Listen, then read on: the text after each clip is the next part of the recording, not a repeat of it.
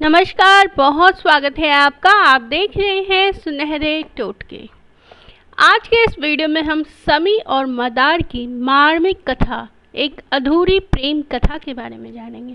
हम सभी जानते हैं कि समी और मदार के पुष्प के बिना गणपति व शिव जी की पूजा अधूरी मानी जाती है। समी का जो पौधा होता है वो कांटेदार वृक्ष होता है, जबकि मदार दूध वाला वृक्ष होता है। शास्त्रों में कांटेदार व दूध वाले पौधे को घर में या आसपास लगाना मना है, लेकिन सिर्फ समी और मदार को छोड़कर, मतलब समी और मदार को आप घर में लगा सकते हैं। इसके पीछे क्या पौराणिक कथा है ये हम जानते हैं। प्राचीन ऋषि औरा की पुत्री समी थी।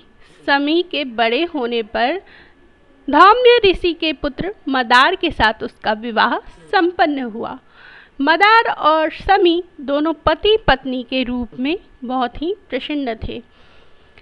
मदार ऋषि शौनक से शास्त्रों की शिक्षा प्राप्त की थी, इसलिए एक बार मदार अपनी समी यानी कि अपनी पत्नी के साथ अपने गुरु शौनक ऋषि से आशीर्वाद प्राप्त करने के लिए निकल पड़े।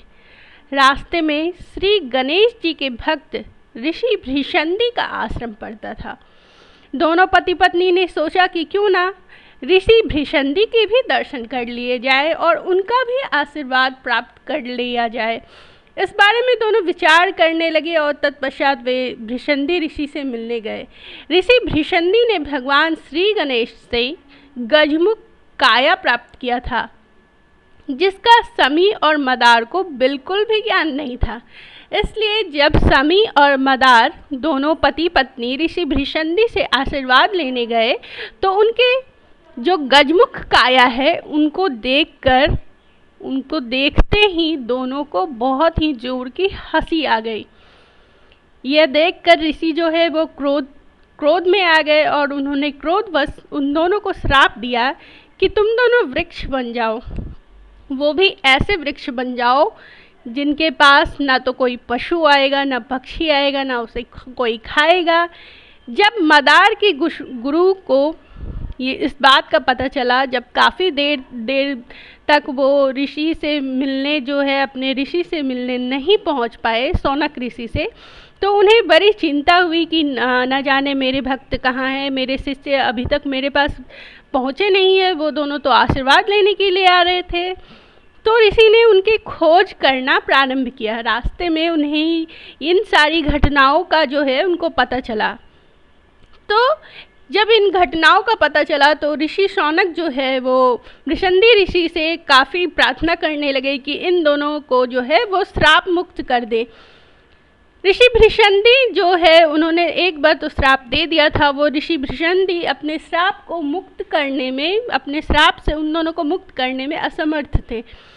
फिर इसके उपाय के रूप में उन्होंने एक रास्ता सुझाया कि उन्होंने श्री गणेश जी से इस बारे में प्रार्थना की। श्री गणेश जी से प्रार्थना की, उनसे याचना की।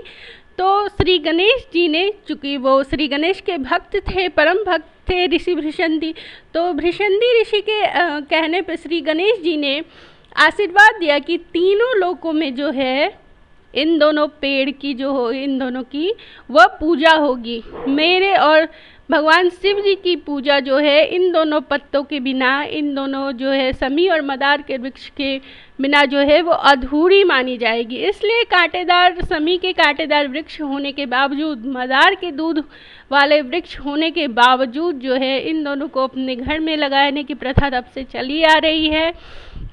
लोग जो है इन दोनों पेड़ को जो है अपने घर में लगाना, जो इन्हें सींचना काफ़ी शुभ माना जाता है। इनसे घर में जो है नकारात्मकता दूर होती है, घर में सुख शांति का वास आता है, धन का आवक बना रहता है।